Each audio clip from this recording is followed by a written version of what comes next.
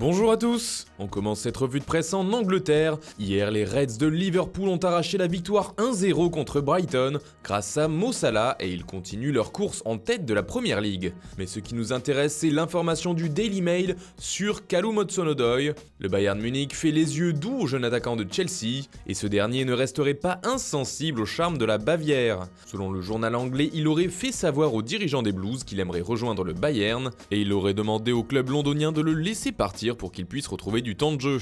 On parle d'un transfert de 35 millions de livres, soit plus de 39 millions d'euros. On reste en Angleterre avec la une du Daily Telegraph qui parle également de la victoire de Liverpool. Mais encore une fois, c'est une autre information qui nous intéresse. Manchester United aurait ajouté un nouveau nom à sa shortlist d'entraîneurs pour l'année prochaine. Et comme le rapporte le Telegraph, il s'agirait de Gareth Southgate, le sélectionneur des Three Lions. Pas sûr toutefois que ce dernier n'accepte le poste, vu qu'il a récemment prolongé à la tête de l'équipe anglaise jusqu'à la Coupe du Monde 2022. En Italie, un nouveau scandale de cris racistes a éclaté. C'était hier lors de la rencontre Bologne-Juventus. La cible de ces cris était le jeune attaquant de la vieille dame Moise Kean, comme le rapporte Tuttosport. Le journal italien parle d'un but raciste et explique que Kean a fait taire les idiots, car malgré ces insultes qui ont eu lieu en début de match, Kean a marqué son deuxième but avec la Juve, lors de ses huitièmes de finale de Coupe d'Italie remportés 2-0 par la vieille dame. En Espagne, le Real Madrid n'est pas en grande forme ces derniers temps. Après une défaite dimanche dernier en Liga contre la Real Sociedad, les Madrilènes doivent se relever.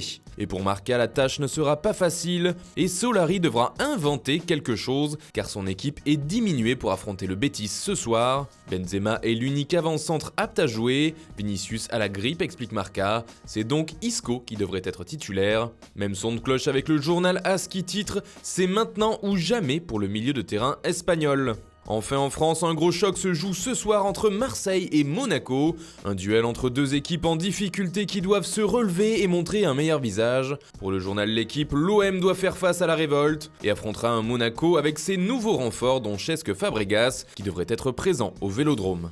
Selon la Provence, c'est carrément l'alerte rouge, alors que pour Monaco Matin, c'est un Monaco nouveau à Marseille.